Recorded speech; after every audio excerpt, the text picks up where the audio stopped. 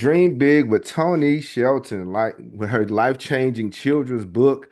Yeah, what's going on? You got King Cam, you listen to King Cam Ujumbe podcast, Ujumbe Meets Message, and we have another wonderful, accomplished author in the building, Tony with two E's, With two Shelton. E's. Yeah, what's going on? Oh man, Tony with two E's is just excited and blessed to be on this wonderful podcast. Thank you, King Cam. I appreciate you. No problem because Miss Blanton, she's at my school at DeSoto High School. She said if you're interviewing people, if you're interviewing authors, new authors, black authors, bring Tony Shelton to the podcast, and we're glad Well, you. And check this out. To my understanding, you was at Pan African Bookstore. I was, yes. I just had a reading and book signing this past Saturday at Pan African Connection Bookstore. Right. Shout out to Mama Kwete. Yes, I love Yeah. everything about her and her beautiful family, Yeah, truly. it's awesome. It's awesome. All right, so tell the people before we get into how to dream big, how you're gonna tell us how to dream big in a minute, but tell the Okay. people a little bit about you. Tell the people about you. Yeah, I'm Tony. I've been talking, I think, probably since I came out of the womb.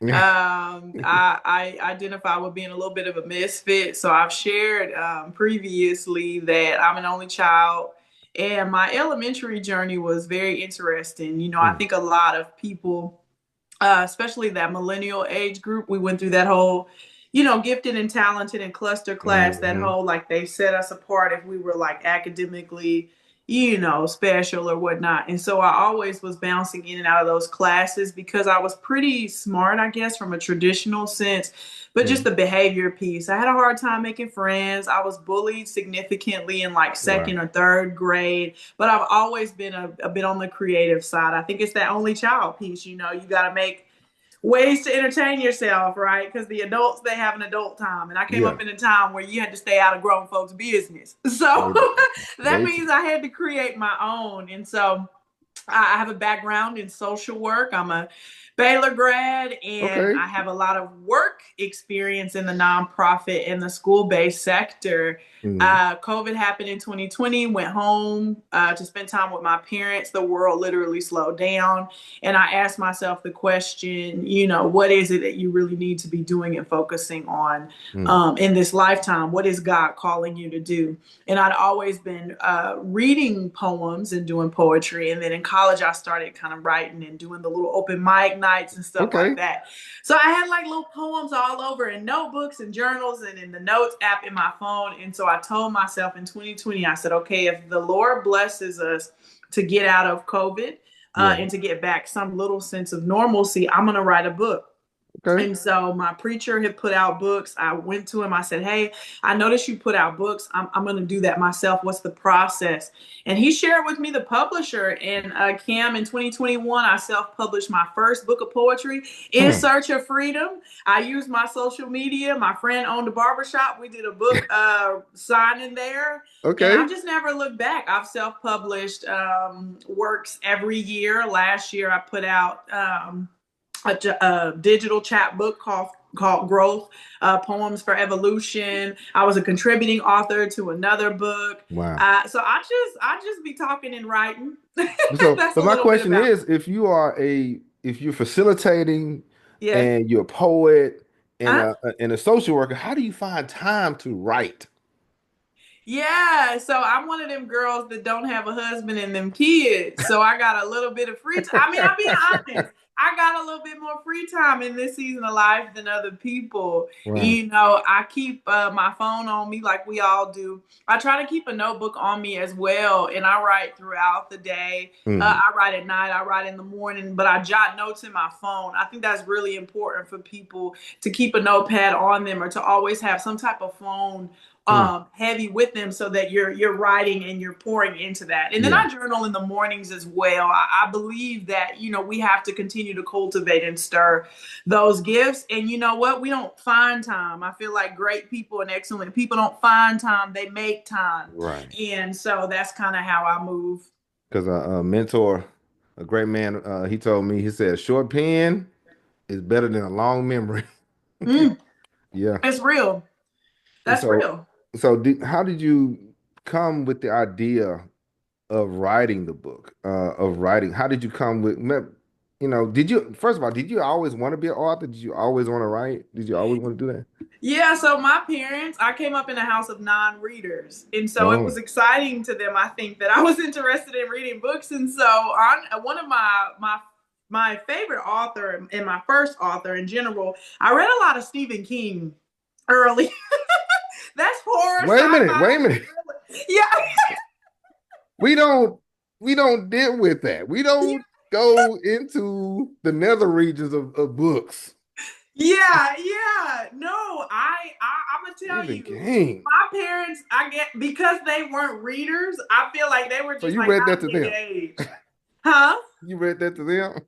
No, I didn't read it to them. So I was learning some things I probably didn't need to be knowing ahead of time. But Stephen King's books, like when I think of like Carrie and Rose Matter, and I mean, it's just numerous books that I feel like they were so compelling as you read them and they just kind of open your mind. And I realized between that and I read, my mom bought me Fly Girl by Omar Tyree. And All I think right. I was like 12 Yeah. and because there was a black owned bookstore in I'm from Killeen, Texas, Okay, Colleen. and I remember there was a chapter in it about she was getting ready to be active, right? Mm. And my mom was like, I was like, oh, what does this word mean? And she was like, wait, what is that? What is Oh that Lord. word? Oh Lord. So I learned, that books can transport you, they can give you information, they can take you to other worlds, and I just was always like, man, when I get older, like I want to be able to do something like that. I don't Right. know if it was specifically being a writer. Like growing up, I'm a Destiny's Child, Beyonce baby, so I really Oh wanted to boy. be a singer. Like I really wanted to, I just didn't get the voice. Oh man. Is that my But name? I felt like God wanted me to do something creatively. Like Yeah. I always knew that piece. Yeah. So the thing is, I came up in a generation where we didn't mess with Jason and Freddy Krueger. You came in with the Right. books.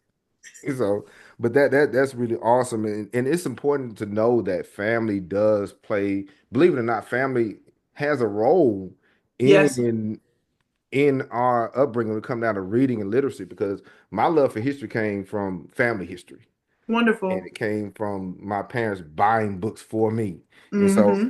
um, so speaking of that, why is literacy important to you? Why is literacy important? Well, I think literacy is important, especially when we think through historically. People have been able to oppress people and they've been able to use the written word to do it. Mm, Literacy to me is understanding how to put together letters and words and to tell a compelling story, but also to communicate something on the written format. And we've seen how people have used treaties and policies and been tricksters and wow. kept people ignorant, right? Even when we look at the legacy of Black people that were had the privilege to be in this country, but looking at historically and how slavery occurred, Mm, if it was against the law, and you would murder and kill people to know how to read, then clearly reading must be important. And I think it's about communicating and comprehending what's being communicated. And right. literacy to me is you never want to be ignorant, you never want to be illiterate, and you never want people that mean you no good to be able to manipulate and control you. So literacy, you need it. You need to know how much that lease is going to be, right? Man. You need to know how much that check is going to be. You need to Yeah. be able to read that job description adequately. Yeah. You gotta. What Kanye said, they throw in contracts and me. That N words can't read. The Wow. truth of that. There are people's sole careers to use the word to manipulate, confuse, distract, and all of that. So literacy is important, and people that cannot read means they can't adequately communicate when they need Hmm. something, and it means that other people can manipulate and control them to their detriment. Yeah, and that we see that a lot when it come down to our athletes or our musicians. Mm-hmm. Mm-hmm. Everything is fine until 10 years later. You get Mm-hmm. tired of doing all of this. And Mm-hmm. then you look at the paperwork. He says in perpetuity, that kind of Mm-hmm. thing. But image and likeness. stuff like Mm-hmm. that. So Yeah. it's very important that we inspire people to read, to write, and to continue to write books. And Mm-hmm. uh and this is your new book. My question, how you says dream big, Mm-hmm. a poem for young dreamers. Okay, but my Mm-hmm. question, how did you come up with the idea for this particular book, this one? Yeah, so in 2023, I was asked to read a poem at a family engagement event. And Oh so boy. I just moved recently from the Central Texas area. And again, I was telling you, I have that background in nonprofit Yeah. work, but the work that I was doing also allowed me to do my poetry as well to support our campuses. Oh, Right. So I've always been a woman that's worn multiple hats and tried to use those hats for the betterment of other people, in particular our kids. And so I was invited to do a poem for a family engagement event. It was a poetry night that they were doing. And I read it, and the parents and the staff and the kids, like the reception was just, mm. it was really unparalleled. And I was like, I mean, I think I do a good job as a poet, and I know I've done some readings better than other, but it was just the energy in the air and the words of affirmation and people wanting to know, could they have the poem? Could they blow the poem up? Is the poem Wow. for sale? Would I, and so I was like, okay, well, let me email you the PDF of sure, Right. and just over time, I said, you know what? I've been writing these books of poetry. I've been partnering with I've been partnering with visual artists um, to do my covers. I said, what would it actually look like to stretch myself a little bit in this writing career and do a children's book? So I had kind of perfected, the writing for the poetry, the Google Doc, the editing, the working with the cover, telling them what I want, the money I needed to put it out, all of that kind of stuff. I knew how to build a book. I think I've Gotcha. gotten to the point where I'm comfortable building a book. The process, right. At children's book life, though, I was like, oh, I'm gonna have to work with someone for an extended amount of Yeah. time. What is that going to cost me? I have a vision for it, but I can't draw. How much is it going to be was a big factor. And then just oh, do we really want to write a children's book? Like that's a new audience. Baby is Will baby. people Yeah. will people buy it? Some of the Mm. stuff I've written has been very controversial. And so I'm like, can we get in the kids lane? But I'm a believer, I'm a Christian, and there's a scripture, it talks about like us not having a spirit of fear and Mm. being timid, and you got to be courageous. And so I worked with an awesome illustrator. Her name is Crystal Peterson. Yeah. She wears multiple hats as well. She works in the higher ed space, and we worked for about 7 to 8 months on building this book out. And I said, okay, let's do it. My father used to read to me before bedtime. I think that's Wow. super important. My dad used to come in and he would read a book or so, and then he would pray with me, and then he would spit Invictus. I don't even. I tell people, I'm like, Man, I that's the don't know poem. what that man was spitting Invictus, but I guess that is the love of poetry. Yeah. Maybe he was planting a seed, and he Yeah. didn't even know, that he was talking to a future poet. Yeah. And I was in a season where some things happened as far as like me facing unemployment. And I've just been grateful because several of the themes in here are inspiring our children to be courageous. There's one part of the poem in particular, it talks about us encouraging the kids to be bold, brave, and brilliant with no Mm. ceiling. Yeah. And I'm like, oh, I said this for young dreamers, but actually in this season, like I needed that reminder. So, Wow. it's funny how God will Yeah. have you work some things out and you're thinking, this is the outcome, but really it's like, nah, I knew what was getting ready to happen in 2025, and I needed to remind you with your own words Yeah. what you need to be, how Yeah. you need to be approaching things. And so, yeah, dream big. Yeah. It's Dream. here. And so the thing is, what is your biggest now that you have your book, Okay. now that you have, you started to road trip and everything, what is your biggest challenge? How do you build your audience around that? Yeah, I think that's the biggest challenge. And, I am far from I tell people that say they want to write books all the time. There's the writing the book and getting it out, and then there's the selling the book and Oh, connecting and mm-hmm. getting it in the hands of the people that need it, right? Right. Them is two different things, and I'll be transparent on here and say I have not perfected that. I have a beautiful family network and I have friends that have invested and bought books from me time after time That after goes a long time. way. But I can't sit here and say like, oh, I'm making all this money. I'm not. I actually, up until this point, I've put more money into the writing books, into doing things pro Mm-hmm. bono, into the speaking than I've ever netted. But I think the barrier is the creativity and the marketing and the advertising. Yeah. I think you can put out something beautiful, Mm-hmm. but if you're not strategic about your audience knowing how to connect with you, and if you're not just gonna flat out work hard, I don't know if you used to hear this and you laugh, but I'm like, You gotta go and get it. I'm gonna be transparent. Yeah. I love the writing aspect. When I tell you Saturday morning for the Pan African Connection book signing and reading, Yeah. it was raining cats Yes, it and dogs. was. Yes, it was. And I was just like, oh my gosh, like it's raining. Yeah. Nobody is gonna come to this. Who Nope. wants to hear this? So I started this weird like negative self-talk, and I Oh had to wow. really like God had to come down and be like, girl, focus. Mm-hmm. And I think that's the thing with barriers I'm learning in this process is not about the outcome, it's the process. Mm-hmm. I had my table set up. I had my snacks. I had my book. I had my strategy. I had how I was going to greet, the owners.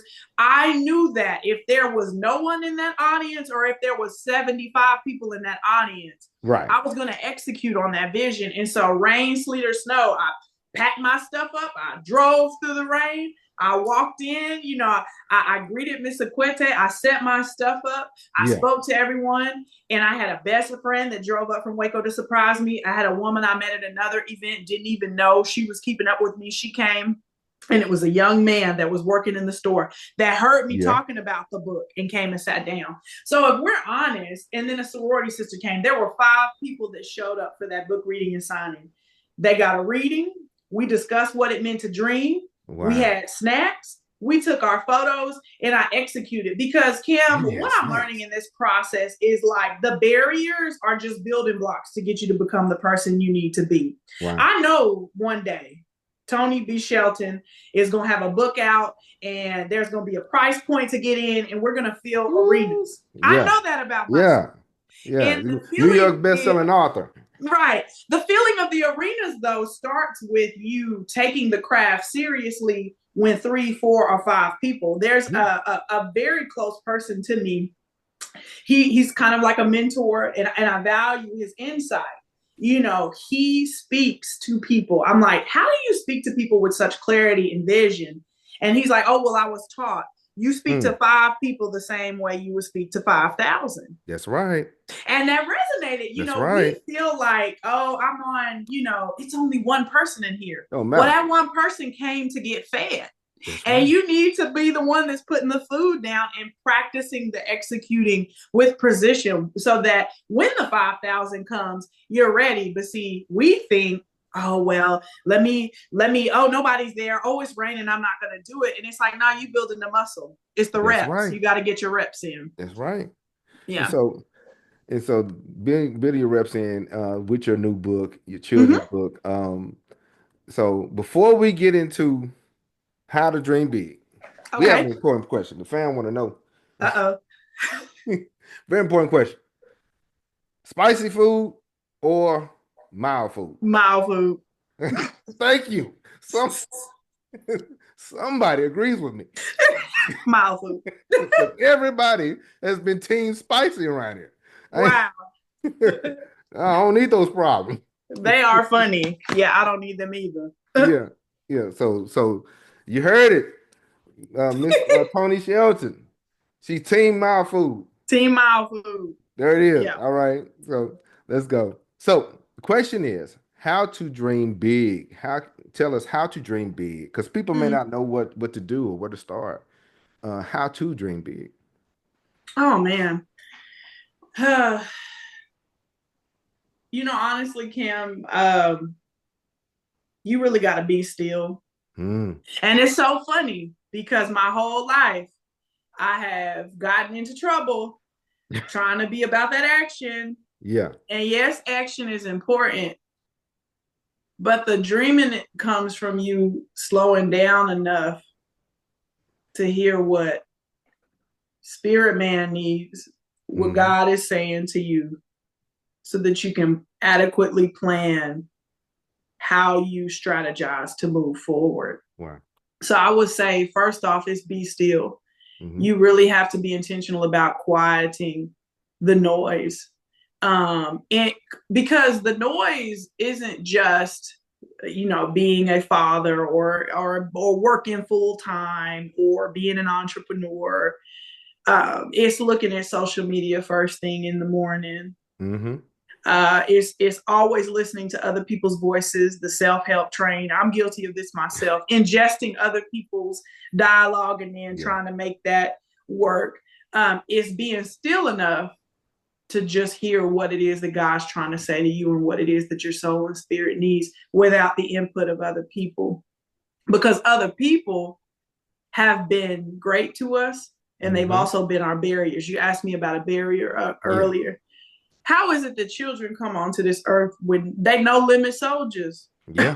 They're like, I'm gonna Serious. be an astronaut, I'm gonna be a pirate, I'm gonna be in the NBA, I'm gonna be Beyonce, I'm gonna be an entrepreneur, but I'm also gonna be a neurosurgeon, and I'm Yeah. also gonna be a PE teacher, and I'm also gonna be a social worker, and I'm gonna drive a Jetta, and like it's just like, All the things. okay, you're Yeah. gonna puff the magic dragon, Yeah. you know. And I think when we're still, we can realize, oh, is that voice, is that thought mine? Hmm. In the stillness, you get the clarity, and I think you get the rest, and then I think you get the ideas. Hmm. Clarity, You rest, and get the ideas. dreams, the Yeah. clarity, the rest. When you have the clarity and the rest, you then have the space for the ideas. How many times, Cam, have you had an idea or felt something or saw something for your podcast to move you forward, but you were like out doing something, or it took a back seat because you had to get this done and Yeah. that done, and you had to weigh out like, oh, and then you look up a month or two and you like, I never reached out to that person to get them on the podcast. Yeah. I never bought that other piece of I Same. never bought that other piece of equipment, right? Oh, I never got it on this platform. I think Hmm. it's incorporating stillness and quiet time every day that the Lord blesses us with, so that we can get that clarity and that vision to hear. And then we can start having those ideas. Yeah. And those ideas, getting them out, I think it's important.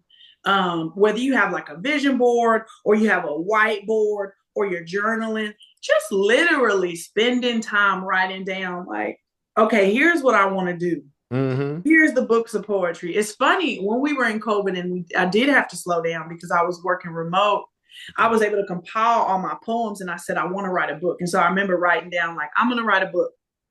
I'm going to write a book. I'm going to write a book. I'm going to write Hmm. a book. I think it's the power of repetition. I think Yeah. there's even research back when you write out goals and things, Yeah. there's power, because then you're going to start literally like orienting your entire life to make Yeah. those things happen. Yeah. I Write the think it's vision, about make it taking the plain. time. Go ahead. They said, write the vision, make it plain. Write the vision and make it plain. Yeah. And then you also honestly realize you got to look real stupid and crazy. You're going to look, when you start talking about dreams, Man. and that's another thing too. Actually, I would say maybe be mindful of talking about the dreams, right? If you're not talking to God, and maybe Yeah. if you're maybe married to someone, or you have a partner that you trust or a close friend, you Hmm. may can share things with them. But I would be mindful of maybe broadcasting that dream before you've allowed Yeah. God to cultivate it within you. Because when we let other voices in, that's when the doubt comes. You kind of got to block out the noise and know you're going to look crazy, Mm. because you're going to be going against the grain. Dreaming is different because everyone's used to the repetition and the doing and the staying inside the lines. Dreams Hmm. require that we're, minimizing or getting rid of lines altogether, because we're saying, I want to create something that's never been done before. And you got to have the audacity to look crazy. Yeah. Yeah. You got, and sometimes you got to go out there by yourself. Mm-hmm. Sometimes it is what it is. If it's one person or if it's 5,000, but you got to be crazy enough to go ahead and go out on a limb and say, I'm going to bet on me. I'm going to do this for me. Just like you and putting this book together. Mm-hmm. And so yeah, this is really good because children our black and brown children do not get enough of these kind of books. And Mm. so, and by you writing this book is pretty cool. But now, because what about this book? No one is coming to save you. Ah. Yeah, no one is coming to save you. What about this one? This is pretty interesting. Tell us a little bit about this one too. Yeah, no one is coming to save you. So up until no one is coming to save you, I've been putting out books of poetry. Yeah, But what was funny, Kim, about the books of poetry is that I was landing events where people would come and ask me, to do a poem or something. And then I was also landing events where people would come and just ask me to talk right. or to like give a training, or in my job I did professional development, so putting Yeah, together PowerPoints and then sharing things with people, being a facilitator. And so no one is coming to save you was birthed out of this realization that I had. Mm-hmm. I was putting the books out, but I had this intense desire that, like, I just felt like I also needed to do more. Like, I Wow. felt like God was like, you need to do more. But I physically, like Tonee, was waiting on just this like magical, mythical moment. And I was waiting Mm-hmm. on this like idealized version of myself to appear before I stepped into that. So Mm-hmm. no one is coming to save you was one a way of me allowing some of my audience to get to know Tonee outside of the poetry, outside of the professional sector. Mm-hmm. At the time, my LLC is called Better Watch Your Tone. Sometimes we Okay. can send the representatives, right? So What's the no one is. LLC again? I'm sorry. What is it Oh, called Better again? Watch Your Tone Better LLC. watch your Better tone. watch your tone, right? I was All talking right. about it's about how I speak to myself that matters most, right? So I was talking about having that positive self affirmation and positive inner dialogue. And I Right. was realizing, as someone who struggled a little bit sometimes with their emotions, very moody, I'm a Cancer. Yeah. Um, Yes, we it's really can be. important Yeah, we that. can be. Yeah. What happened? Yes, we can be moody. Yeah, Oh, we you can. my Cancer brother? Yeah. Yeah. Yay! When is your birthday? July 16th. Okay, you a Cancer. Yeah. So I'm June 23rd. All So right. some folk will say, they'll try to throw me over there with the two faces over there, Oh the goodness. Gemini. Some people they're like, you don't really give me full Cancer vibes. But either way, as a Cancer, my emotions and passion, like very intuitive and perceptive, sometimes they would overwhelm me to the point of Right. stagnation. So Mm. I wrote No One Is Coming to Save You. One is just a reminder to myself of like everything that we thought that makes us weird. I talk a little bit about being a Tammy talk a lot, being disruptive in Mm. class, and how I internalized that negatively. I talked about finding my own personal style, right? Yeah. I went through high school from '06 to 10. We started out with Knuck If You Buck. We Yeah. ended with Lil Wayne was a skateboarder, Yeah. young money, but then Rihanna was like pop culture. Beyonce was talking about put a ring on it, and the New Boys was talking about you're a jerk. So I started out with Knuck If You Buck, and I ended with jerking. So it was a Yeah. lot Yeah. that happened. So I was wearing tutus. I like Lady Gaga. But it was always like pushing the lens on embracing who we are. So No One Mm-hmm. Is Coming to Save You was just a little like inside look to how I navigated the small lessons that I learned about being weird, being different, being disruptive, and how all of those things, once you identify that those are actually gifts, you'll realize you Mm-hmm. don't need saving. God instilled everything within you. So my thing is, do you have any, because we got a few more minutes, do you have any new projects and or new events coming up? Yeah, so new events that are coming up. I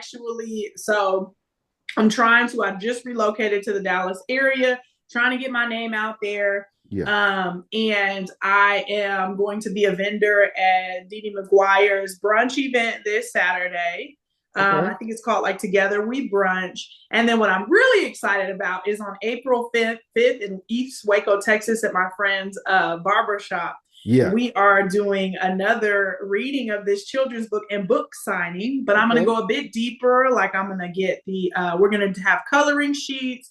There's going to be an exercise that we'll do for the kiddos as far as asking them, how do they dream big? We're going to have an author and illustrator talk back. There's going to be some Okay. cupcakes and some snacks. And Next. Very Yeah, important. right. The snacks.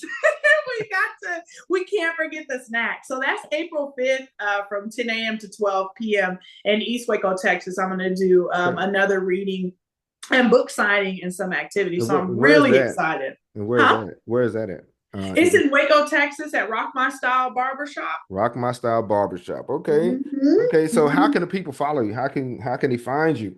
Yeah, you can follow me. I'm on Facebook as author Tonee Tonee Shelton. You can Okay. follow me with that. I post it's a little bit of my personal life, but I also showcase some of my speaking events. And then you can follow me on Instagram if interested. It is my first middle initial and last name, so Tonee B Shelton. And I post a lot of my content. My Instagram is a little bit different. I showcase my events, but I also I consider myself an influencer. You Yeah. do not have to have a lot of followers to be an influencer. You just These are have to facts. influence. You Yeah. just have to influence people to do good things. And That's so right. I showcase like inspirational content. I'm always like doing my little outfits, maybe a little positive affirmation for the day. And then I have a YouTube channel as well, but Okay. I'm not on that enough. I need to grow my YouTube follower. That's what you Yeah. need to hold me accountable to do is spend more I'm time on I'm gonna YouTube. hold you to it. I'm gonna hold you to Yeah. it.